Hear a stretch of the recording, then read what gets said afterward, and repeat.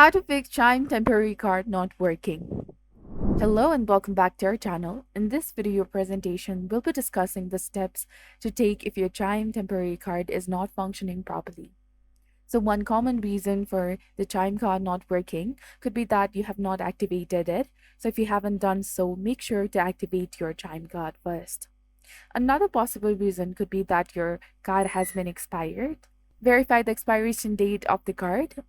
And additionally, you may also have reached your transaction limits or input the incorrect information while making a purchase with your Chime temporary card. Double check your billing address to ensure that it is accurate.